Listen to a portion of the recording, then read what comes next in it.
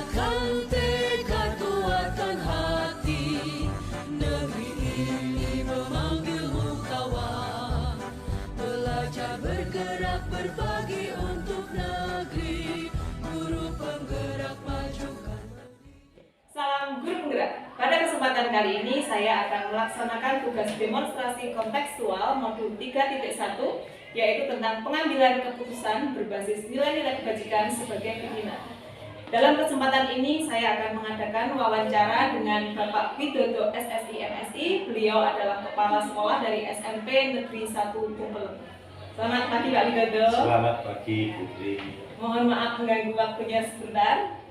Dalam kesempatan ini saya izin untuk wawancara dengan Bapak Widodo untuk beberapa pertanyaan terkait dengan pengambilan keputusan. Dengan senang hati Putri, kami akan melayani menjawab beberapa pertanyaan. Begini Pak Widodo, selama Bapak menjabat sebagai kepala sekolah, pastinya pernah ada kasus atau kejadian atau mungkin sering. Nah, dalam hal itu kan pastinya Bapak juga akan mengambil keputusan gitu. Kira-kira selama ini bagaimana cara Bapak supaya dapat mengidentifikasi kasus-kasus yang merupakan dilema etika atau rujukan moral?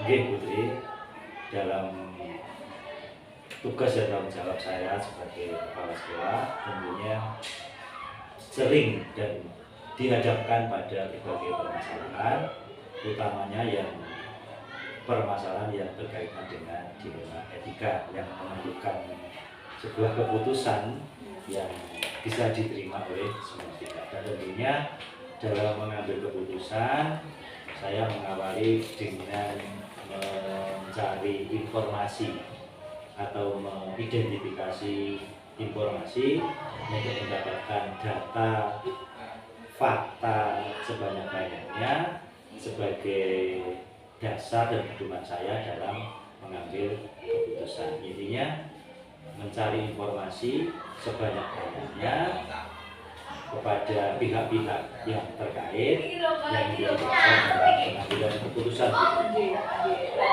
setiap ada kasus mungkin yang paling utama itu mengidentifikasi data-data, mengidentifikasi data fakta begitu.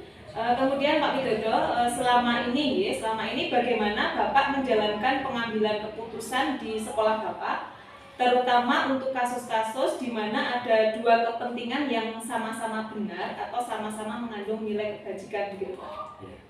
Nah ini menarik sekali Bu, dan itu seringkali terjadi, baik itu permasalahan dengan murid ataupun dengan guru, di mana ya kadang di dalam hati ini harus memutuskan mana yang didahulukan, kepentingan mana yang didahulukan. Tapi kadang-kadang rasa kemanusiaan itu juga menjadi satu hal yang menjadi pertimbangan. Tetapi semuanya saya kembalikan pada bahwa keputusan yang diambil itu harus keputusan yang berpihak pada murid. Kemudian keputusan yang saya ambil itu harus keputusan yang berdasarkan data, berdasarkan fakta, yang pada akhirnya sebuah keputusan yang bisa dipertanggungjawabkan. Juga keputusan itu berlandaskan pada nilai-nilai kebajikan. Jadi pada tiga hal itu yang menjadi pedoman dalam pengambilan keputusan, utamanya terkait dengan dilema etika. Seperti itu. Berarti ini yang salah satu tantangan menjadi seorang pimpinan ya Bapak ya. Jadi ketika ada kasus atau situasi di mana harus memilih salah satu dan keduanya itu benar ya. Jadi kita melibatkan dilema etika kita, itu mungkin menjadi satu tantangan tersendiri sebagai pemimpin dalam mengambil keputusan gitu ya. Kemudian Bapak untuk tadi yang Bapak sampaikan ya, pernah atau mungkin malah sering ketika menghadapi dua hal yang sama-sama benar ya. Itu kira-kira langkah-langkah atau prosedur seperti apa yang biasanya Bapak lakukan selama ini? Tentunya seperti yang saya sampaikan di depan Bu, diawali dengan mengumpulkan data dan fakta yang sebanyak-banyaknya dari pihak-pihak yang terkait. Siapa saja pihak yang terkait dengan permasalahan tersebut, dengan kasus tersebut, apakah siswa, murid, apakah guru, apakah dengan pihak-pihak di luar sekolah, itu kita kumpulkan data sebanyak-banyaknya, kemudian siapa yang terlibat dalam permasalahan tersebut.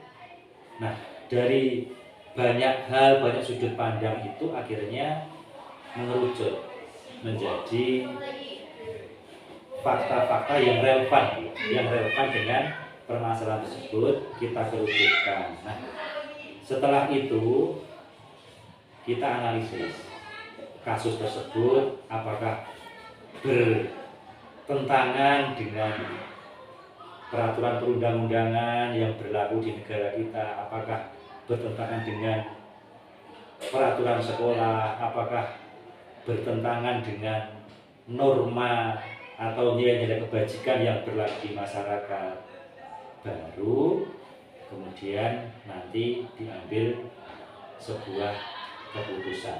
Tentunya keputusan yang diperoleh berdasarkan musyawarah, kolaborasi, mencari pendapat dari berbagai sumber yang berkepentingan sekolah itu, misalnya dengan guru senior, misalnya dengan wakil kepala sekolah, misalnya dengan pihak-pihak lain yang saya anggap sudah mempunyai kebijaksanaan yang lebih dibandingkan saya.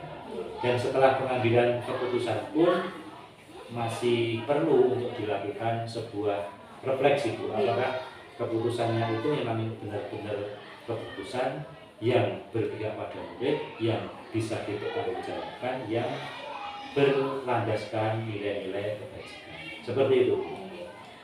Kemudian Pak, dari langkah-langkah tadi yang sudah Bapak jabarkan, itu kira-kira hal-hal apa saja yang selama ini Bapak anggap itu adalah langkah yang efektif dalam pengambilan keputusan, terutama pada kasus-kasus dilema etika?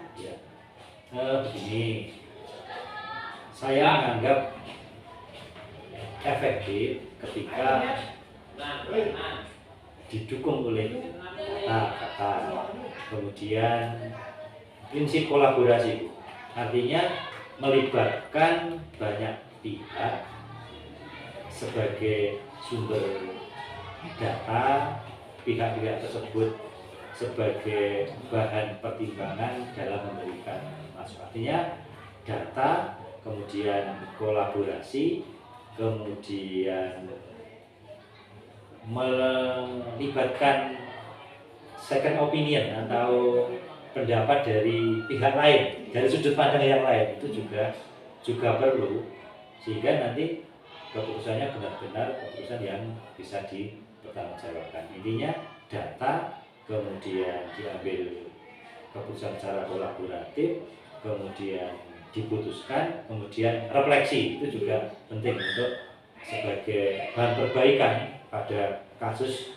dilema etika yang lain. Seperti itu. Berarti cara yang selama ini efektif tadi pengambilan data yang valid, kemudian kolaborasi, kemudian pengambilan keputusan dan disertai dengan refleksi, begitu Pak.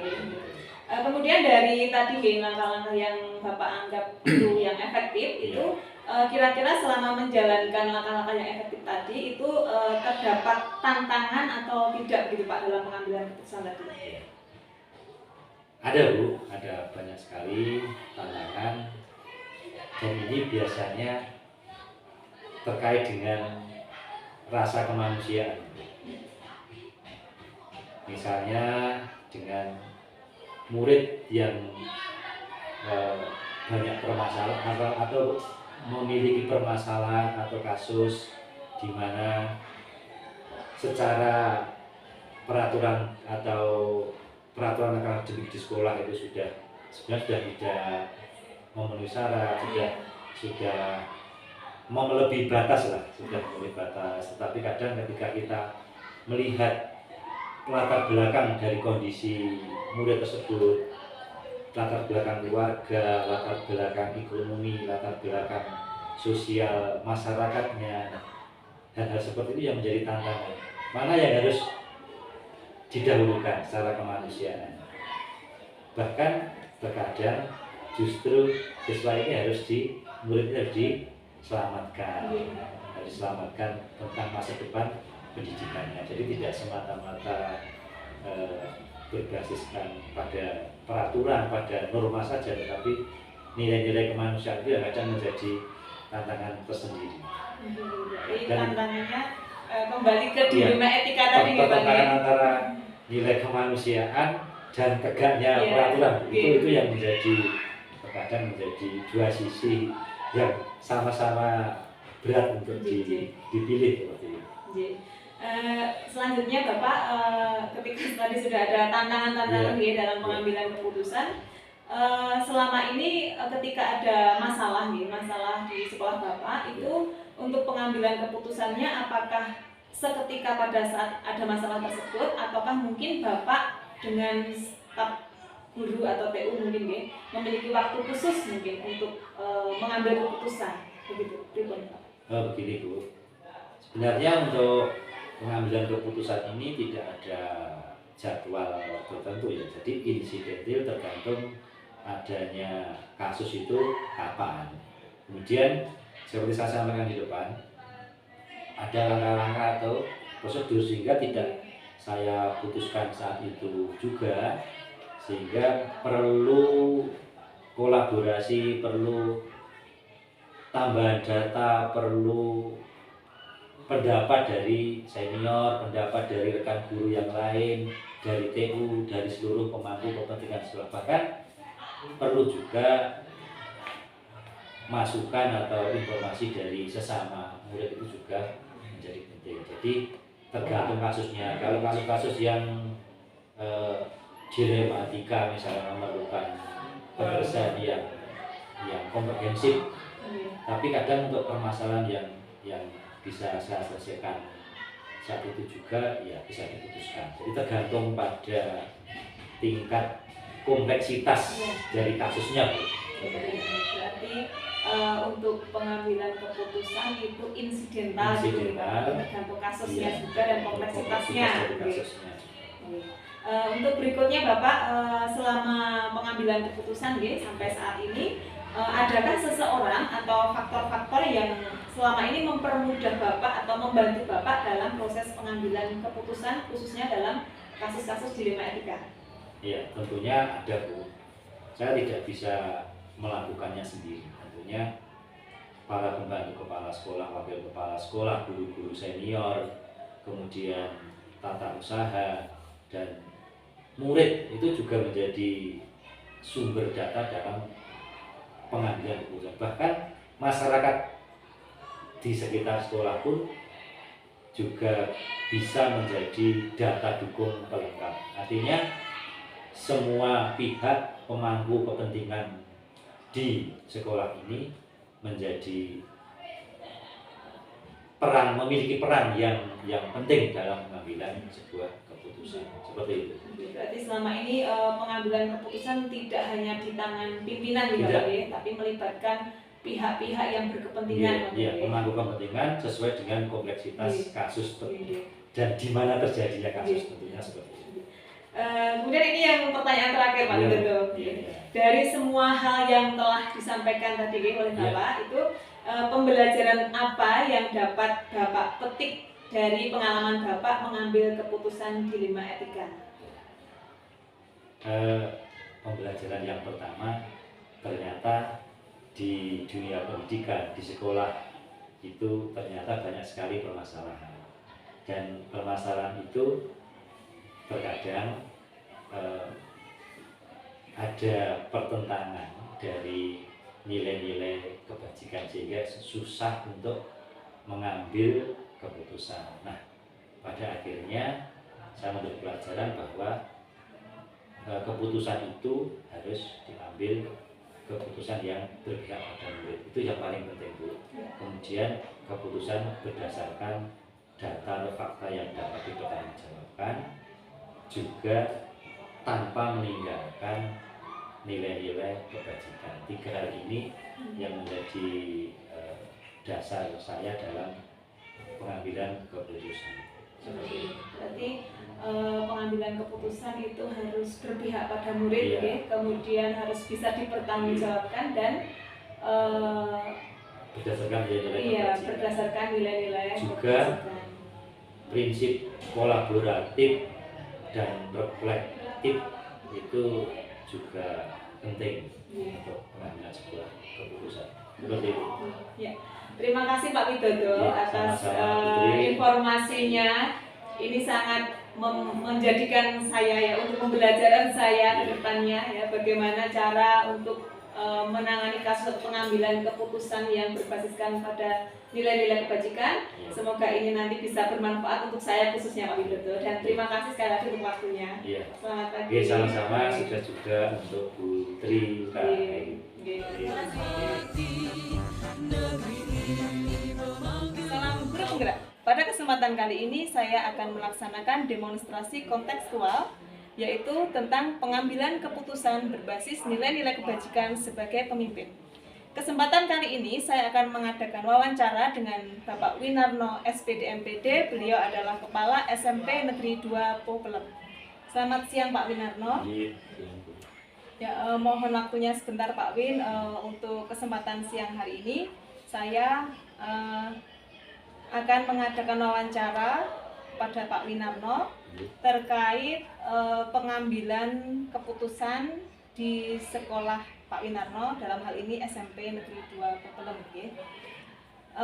Tentunya selama menjadi pimpinan di SMP Negeri 2 Popelem, banyak kasus atau mungkin terjadi hal-hal tertentu atau masalah-masalah tertentu, misalnya yang berhubungan dengan siswa ataupun dengan Bapak Ibu guru ataupun staf TU. Nah, selama ini bagaimana Pak Winarno dapat mengidentifikasi kasus-kasus yang merupakan dilema etika atau mungkin bujukan moral, Pak Win? Jadi yang pertama, kalau dikatakan banyak kasus ya tidak ya, memang ada kasus-kasus terkait dengan anak-anak, terkait dengan Bapak Ibu guru. Yang pertama dan utama, kalau kasus itu pada Bapak Ibu guru ataupun karyawan, kita selalu musyawarah untuk mufakat. Jadi sebelum kita memutuskan itu kita biasanya berembuk dengan tim, kemudian kita musyawarah mufakat yang intinya nanti ke depan kalaupun tidak terulang kasus-kasus lagi, kemudian Bapak Ibu guru ataupun karyawan itu akan melakukan sesuai dengan apa yang kita inginkan secara sadar dan pribadi. Jadi kalau sudah seperti itu, kita nanti secara personal kita diskusi begitu. Kemudian kalau kepada anak, ini kita pernah juga mengalami seperti itu. Sekali lagi kita selalu melibatkan BP, kalau anak ya BP, kemudian wali kelas, kemudian kita berembuk terhadap apa yang dilakukan oleh anak tersebut. Kemudian kita mengambil sikap yang jelas, sikap kita pro anak, artinya kita melihat bagaimana anak nanti yang kita akan vonis atau akan kita ambil keputusan itu tidak merugikan anak itu sendiri untuk masa yang akan datang, gitu Mbak. Selanjutnya Pak Win, terkait dalam pengambilan keputusan di sekolah ini, terutama untuk kasus-kasus di mana ada dua kepentingan yang sama-sama benar, jadi ada dua kepentingan yang sama-sama benar, itu kira-kira bagaimana Pak Win menjalankan keputusan yang akan diambil pada masalah tersebut Pak Win? Jadi misalnya ada dua pilihan yang keduanya itu benar begitu. Ya, ini pernah terjadi di sekolah kita ya, terkait dengan kenakalan salah satu anak kita yang banyak Bapak Ibu guru yang mengusulkan untuk anak ini dipindahkan atau dikeluarkan gitu ya. Maka kami mengambil langkah, sekali lagi kita diskusi dengan tim dari tim BK termasuk juga dengan wali kelas ya, untuk memikirkan atau memutuskan ini. Maka sekali lagi kita selalu berpihak kepada anak ya, kepada anak. Nah, kalau nanti sudah kita sepakati dengan menghadirkan orang tua wali, maka kemudian ya kita pertahankan karena kasus yang kebetulan ini terjadi kan anak kelas 9 yang artinya nanti bulan April atau 5-4 bulan lagi itu sudah lulus, maka kita pertahankan untuk bisa lulus sampai wajib belajar 9 tahun itu. Kalaupun ada guru ataupun teman-teman guru yang tidak selaras dengan putusan ini, tentu ada. Ya kita bicara secara person bahwa bagaimana seandainya anak ini itu menimpa anak kita sendiri, apakah nanti begitu dengan dikeluarkannya dari sekolah ini opoyo terus gimana, karena dengan wajib belajar itu maka kita berusaha untuk itu memberi pencerahan kepada teman-teman guru dan juga memberi pandangan kepada orang tua wali bahwa ini perlu kita kawal bersama, tidak hanya sekolah. Jadi sekolah, kemudian orang tua di rumah, bahkan melibatkan masyarakat untuk bisa memantau anak ini, gitu Bu. Jadi intinya sinergi. Kemudian tadi yang Pak Win sudah jelaskan gitu, terkait pengambilan keputusan, tadi juga Pak Win sudah menjabarkan beberapa langkah yang diambil ya Pak Win. Itu secara nggak langsung sudah menjawab pertanyaan saya untuk berikutnya Pak Win yang nomor 3, yaitu langkah-langkah atau prosedur seperti apa yang biasa Pak Win lakukan selama ini. Mungkin bisa diperkuat lagi nih, tadi yang sudah dijelaskan. Yang jelas kami tidak pernah mengambil keputusan yang terhadap siswa ataupun guru itu secara pribadi, seorang diri tidak. Saya selalu berusaha untuk mencoba berdiskusi dengan teman atau dengan tim. Kalau dengan siswa ya selalu melibatkan BK dan wali kelas. Kalau pada bapak ibu guru ya kita melibatkan wakil kepala sekolah untuk bagaimana mengatasi atau solusinya sebaiknya bagaimana. Kalau pada bapak ibu guru, kalau sudah nanti disimpulkan, biasanya kita langsung face-to-face pendekatan secara pribadi. Bagaimana ini absennya kok ini, dan itu sering kita lakukan. Mungkin Bu Putri atau Pak Pastor mungkin juga nggak tahu karena itu secara pribadi kalau sudah sampai ke batas-batas tertentu. Untuk selanjutnya tadi dari langkah-langkah dan prosedur yang mungkin selama ini sudah Pak Win ambil untuk mengambil keputusan, itu kira-kira mungkin ada yang dianggap paling efektif gitu Pak Win dalam mengambil keputusan, terutama berkaitan dengan dilema etika tadi yang sama-sama benar tadi Pak Win. Yang paling efektif begini ya, kalau paling efektif itu kan kita harus sudah membuktikan sejauh mana hasilnya. Sementara anak yang kita pernah sampai itu belum lulus ya. Mudah-mudahan yang jelas kalau saya menganggap keputusan yang kita ambil di saat ini yang paling efektif adalah melibatkan semua unsur yang terlibat pada anak tersebut. Misal BK, misal wali kelas dan orang tua. Itu yang paling efektif menurut saya. Berarti yang paling efektif itu kolaborasi, nah, betul, kolaborasi semua pihak yang terkait dengan anak itu yang paling efektif. Selanjutnya Pak Win dalam pengambilan keputusan dengan langkah-langkah yang tadi sudah Pak Win jabarkan serta mungkin ada yang paling efektif tadi, itu kira-kira selama melaksanakan itu Pak Win pernah menemukan tantangan atau tidak gitu Pak Win? Kalaupun ada, mungkin Pak Win bisa menjelaskan tantangannya seperti apa? Tantangannya itu kalau sudah ada teman guru yang apatis, tidak mau tahu dan tidak mau, intinya kayak semacam pasrah itu tantangan terbesar ketika diberi nasihat terkait dengan masa depan, terkait dengan regulasi kenaikan pangkat, dan itu semuanya seolah-olah tidak butuh itu tantangan yang terberat. Maka yang kita lakukan di situ adalah pendekatan personal. Dan pendekatan personal itu ternyata juga tidak mudah, ujuk-ujuk jagoan tidak bisa. Kita harus tahu bagaimana personal itu yang hobinya apa. Misalnya hobinya apa? Misalnya hobinya pingpong. Oh ya, kita untuk pendekatan personal itu kita bicara tentang pingpong dulu sebelum kita masuk ke yang kita harapkan tadi gitu. Misalnya hobinya pertanian, ya kita ngobrol secara personal, yang kita ceritakan adalah pertanian itu, baru suatu saat kita ke tujuan. Nah, ini harapannya ketika sudah ada chemistry antara kita, saya dan beliaunya itu ada rasa ewo-pekewo gitu. Ini harapan saya, ada ewo-pekewo gitu. Karena kalau kita mau masuk tanpa kita tahu yang akan kita masuki itu seperti apa gambarannya, kita akan mental terus. Dan ini sudah kita lakukan dan insya Allah akan kita selalu lakukan. Jadi dua arah, jadi pendekatan personal yang dengan dua arah itu. Salah satu yang menjadi Itu. tantangan Pak Win itu Apatis. apatis tadi nggih, karena menghadapi berbagai karakter yang berbeda mungkin nggih.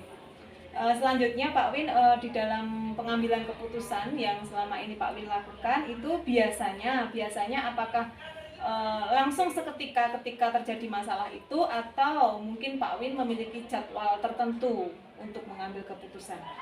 Ya tinggal melihat kasusnya. Kalau kasusnya anak nakal atau anak ini ya langsung ketika itu, nanti pekerjaan itu di belakang itu selalu ada, nggak mungkin akan enggak ya. Kita kalau kasusnya itu harus segera diatasi ya kita langsung saja kita atasi saat itu kita mendengar itu, karena nanti ada regulasi lain. Kalau itu nanti sudah tidak teratasi, nanti kita punya program yang namanya refleksi dan koordinasi setiap hari Senin. Nah, itu kita rangkum dari kejadian dalam 1 minggu itu yang tadi sebetulnya sudah kita hadapi, kita pecahkan, kita ambil solusinya. Tapi kan kita harus punya kontrol nih, tidak semacam ujuk-ujuk terus diatasi dengan cara ini kok terus berhasil, itu kan tidak juga. Maka ada alat kontrolnya, alat pantaunya ya setiap minggu sekali kita selalu adakan acara koordinasi dan refleksi dalam 1 minggu itu. Jadi nanti akan, oh ternyata ini tingkat keberhasilan tidak ada perkembangan, oh ini ternyata masih seperti dulu saja gitu. Berarti kondisional gitu nggih, Ya, ya. tergantung kasusnya juga, Ya, masalahnya juga nggih. ya. Selanjutnya untuk di SMP Negeri 2 Pukelem nggih Pak Win nggih, ini sepanjang Pak Win dalam hal pengambilan keputusan itu mungkin adakah seseorang atau faktor-faktor yang mungkin selama ini bisa membantu atau mempermudah Pak Win dalam proses pengambilan keputusan, terutama dalam kasus-kasus D5 etika tadi Pak Win? Timbang. Jadi alhamdulillah saya di sini selama 2 tahun lebih itu, teman-teman di sini timbangnya itu kuat dan kompak. Kalau sudah menjadi keputusan, alhamdulillah di sini tidak ada semacam seringkali itu, enggak ada. Jadi saya nyaman di sini itu, memang nyaman. Jadi karena timbangnya bagus, kemudian antara itu enak, itu tidak karena gini ya, karena kebetulan ya apa gimana ya, di sini itu kan kayaknya ikatan kebersamaannya itu sudah terbina sejak dulu. Jadi berarti saya itu tinggal melanjutkan saja, dan alhamdulillah teman-teman yang baru bergabung pun sudah terus adaptasi dan nyaman gitu ya, nyaman gitu. Jadi prinsipnya timbang. Berarti teamwork nih Pak ya, karena teman-teman atau semua yang di SMP 2 Pukelem saling membantu nih, mendukung nih, saling mendukung. Kemudian yang terakhir Pak Win, dari pertanyaan saya, dari semua hal yang telah Pak Win sampaikan tadi, kira-kira pembelajaran apa yang dapat Pak Win petik dari pengalaman Pak Win selama ini dalam hal pengambilan keputusan dilema etika? Satu yang saya ambil itu musyawarah mufakat. Itu ternyata memang kunci. Kemudian yang kedua, membentuk teamwork yang bagus. Seperti yang kita alami ya ketika kita membahas kinerja ini. Ini pengalaman yang baru saja. Ketika kita sudah punya kombel-kombel yang teamworknya bagus, ternyata kita itu di sini lebih nyaman, lebih enak gitu. Saya tidak bisa membayangkan ketika belum ada kombel, kemudian ada kinerja yang semacam ini. Saya yakin teman-teman pada bingung. Nah, sekarang kan enak tinggal kombelnya atau ketua kombelnya, enak sekarang ini. Jadi teamwork itu sangat bagus, sangat istilahnya membantu sekali bagaimana meramu kegiatan di sekolah. Apapun ini ternyata gitu. Jadi satu tadi musyawarah, kemudian yang kedua teamwork, dan kita sebagai kepala sekolah, sebagai leader tentunya kita harus mengambil keputusan, dan keputusan itu berdasarkan tadi musyawarah, kemudian berikan teamwork tadi. Sehingga kalau sudah diambil keputusan semacam itu, saya sebagai kepala sekolah berharap nanti kalau sudah menjadi keputusan tidak ada saling menyalahkan di antara kita, termasuk bagaimana kita memutuskan anak tadi yang anak yang ada hubungannya dengan anak. Walaupun memang ada yang misalnya apa itu ada seperti yang tadi di awal sudah kita sampaikan, pendekatan personal yang kita lakukan jika ada teman-teman yang apatis terhadap kebijakan sekolah. Tapi insya Allah kita akan selalu mencoba kebersamaan itu sebagai kunci. Maka kita sampaikan ke teman-teman bahwa ini adalah sawah ladang kita, tempat kita mencari nafkah, tempat kita membiayai keluarga kita, tempat kita memberi nafkah kepada anak istri kita, sehingga mari kita rawat bersama kaitannya dengan lembaga ini. Gitu. Kita sering sampaikan itu. Ya, itu Mbak yang kita. Jadi intinya kalau saya dapat melihat Pak Win dalam pengambilan keputusan selama ini, Pak Win tidak pernah mengambil secara sepihak gitu nggih, artinya selalu mengutamakan musyawarah mufakat serta ada teamwork tadi untuk kebaikan bersama, sehingga keputusan yang diambil nanti dapat bisa dipertanggungjawabkan bersama-sama pula. Mungkin pertanyaan saya cukup sampai di sini Pak Win. Sekali lagi saya mengucapkan terima kasih atas waktu dan kesempatan yang sudah Pak Win berikan untuk saya bisa melakukan wawancara, dan semoga apa yang saya dapatkan hari ini, terutama khususnya buat saya pribadi, bisa menjadi pembelajaran bagaimana nantinya bisa menjadi pemimpin pembelajaran yang baik, dan bagaimana cara-cara untuk mengambil keputusan yang berbasiskan pada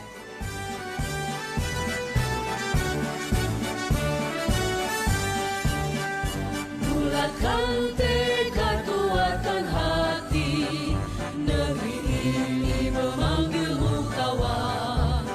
Belajar bergerak berbagi untuk negeri, guru penggerak majukan pendidikan, guru penggerak menghamba pada murid, kreatif rancang pembelajaran, hargai potensi, tingkatkan prestasi, lahirkan profil pelajar Pancasila.